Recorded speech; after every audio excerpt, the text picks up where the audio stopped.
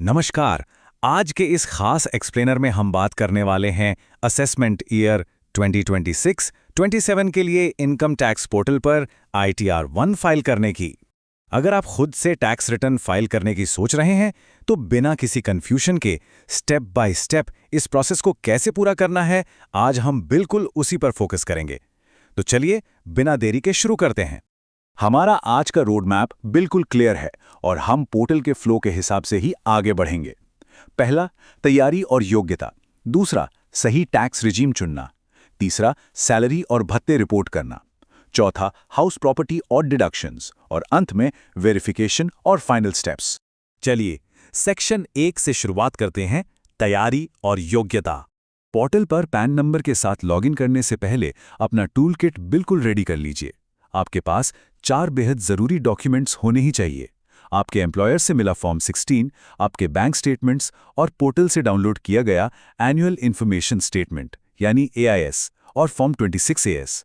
इन चीज़ों को पहले से तैयार रखने का सीधा सा मतलब है कि आगे चलकर डेटा एंट्री में कोई गलती नहीं होगी।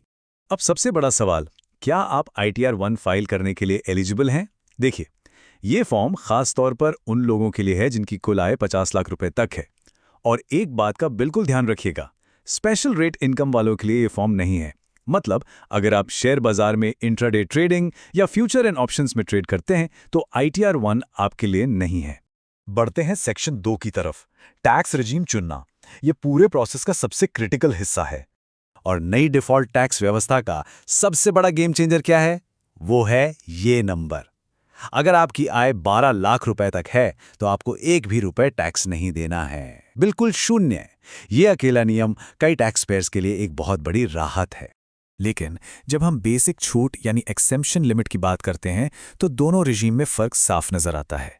नई रिजीम में ये लिमिट सभी के लिए 4 लाख रुपीस फिक्स्ड है। वहीं पुरानी रिजीम में ये आपकी उम्र पर निर्भर करता है। सामान्य लोगों के लिए 1 लाख, 60 से 80 साल के सीनियर सिटीजन्स के लिए 3 लाख और 80 से ऊपर के सुपर सीनियर सिटीजन्स के लिए 5 लाख रुपए। यहां एक बात बिल्कुल मत भूलिएगा, नई टैक्स व्यवस्था अब परमानेंटली डिफॉल्ट सेट है। इसका सीधा सा मतलब है कि अगर आप पुरानी टैक्स व्यवस्था के फायदों का इस्तेमाल करना चाहते हैं तो आपको पोर्टल पर स्पष्ट रूप से उसे चुनना होगा और ऑप्ट आउट करने के लिए येस पर क्लिक करना होगा, वरना सिस्टम बाय डिफॉल्ट नई रिजीम लगा देगा। अब आते हैं सेक्शन 3 पर, सैलरी और भत्ते रिपोर्ट करना। यहां पर आपके ऑफिशियल डॉक्यूमेंट्स के साथ एक्यूरेसी सबसे ज्यादा जरूरी है। अपनी सैलरी के नंबर्स डालने से पहले पोर्टल पर कुछ बेसिक हाउसकीपिंग करनी होती है। अपनी पर्सनल और कॉन्टैक्ट डिटेल्स वेरीफाई करें और अपने रोजगार की सही कैटेगरी चुनें। जैसे अगर आप प्राइवेट सेक्टर में काम करते हैं तो आपको अदर्स सिलेक्ट करना होगा। ये छोटी छोटी डिटेल्स आगे की प्रोसेसिंग के लिए बहुत अहम है।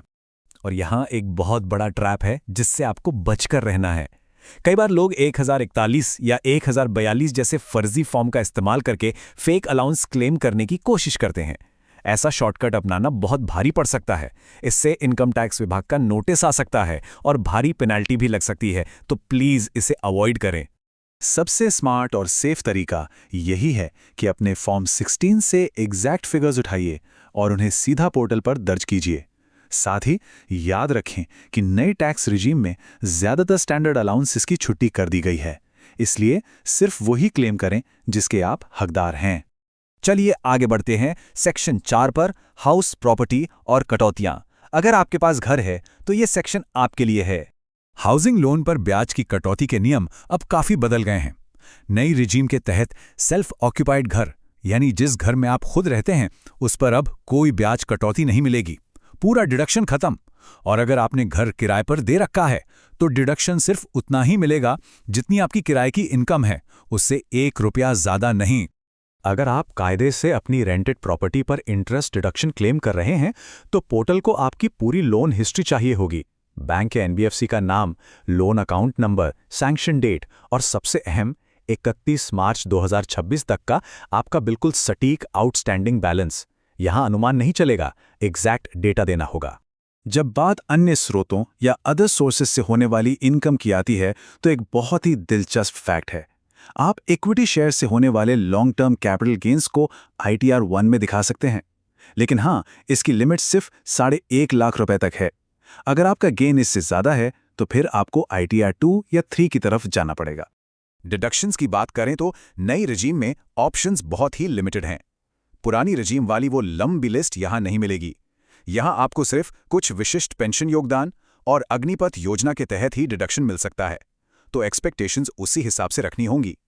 और अब हम आ गए हैं अपने आखिरी पड़ाव पर, सेक्शन 5 वेरिफिकेशन और फाइनल स्टेप्स।